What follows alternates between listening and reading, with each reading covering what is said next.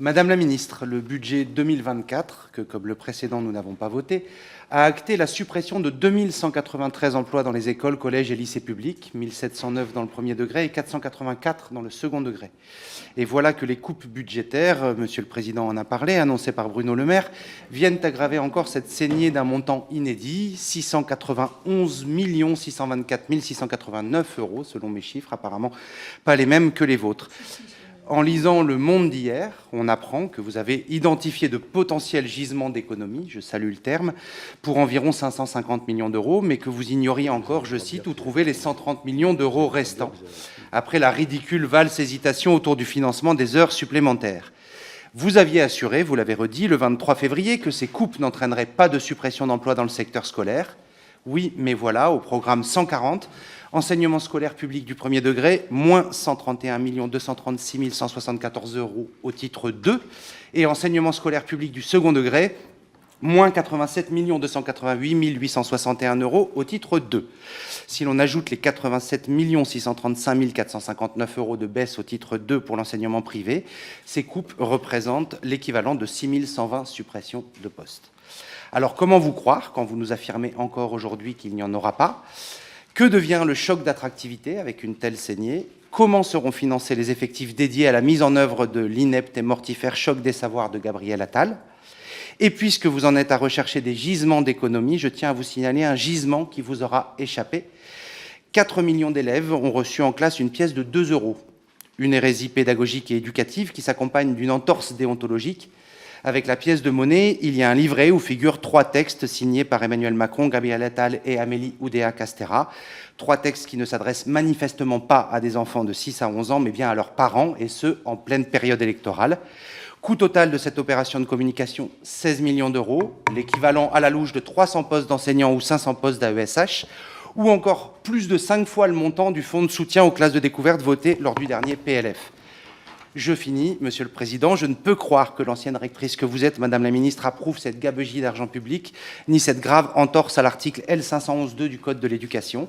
Dénoncez ce scandale et vous aurez sur ce sujet tout mon soutien. Je vous remercie. Madame la Ministre. Merci, Monsieur le député. Je crains de ne pas avoir votre soutien, ce qui me désole, bien sûr, mais... Bien. Simplement, sur les créations d'emplois, je crois que vous travaillez par rapport à la loi de finances initiale. Donc, il faudra regarder ensuite la réalité par rapport au budget d'emploi. Ce que je voudrais dire quand même, globalement, c'est que depuis 2017, prenons le premier degré, depuis le 2017, il y a eu 400 000 élèves en moins. C'est la démographie. Et nous attendons encore 55 000 élèves de moins à la rentrée prochaine. Depuis 2017, il y a eu 15 000 emplois créés dans le premier degré. Donc on ne peut pas parler de réduction d'emplois, et moi je tenais absolument à le souligner. Par ailleurs, pour la rentrée 2024, je vois que dans le second degré public, on va créer 7 574 emplois. Et vous le savez, pour les AESH, j'ai eu l'occasion de le dire à plusieurs reprises, c'est 3 000 emplois supplémentaires. Et comment pourrait-il en être autrement, puisque je vous dis que notre budget a augmenté de 4 milliards d'euros, malgré les diminutions que nous devons prendre en compte à hauteur de 683 millions d'euros dont j'ai parlé tout à l'heure. Donc, si vous voulez, globalement, notre budget a augmenté et le nombre d'emplois a également augmenté. Ensuite, vous m'interrogez sur le livret qui a été distribué à l'occasion des Jeux Olympiques. C'est un livret qui a été rédigé pour permettre de faire partager à nos élèves les valeurs de l'olympisme, qui sont les valeurs républicaines. C'est également un livret qui a été édité pour laisser à ces élèves le témoignage d'un moment particulièrement singulier.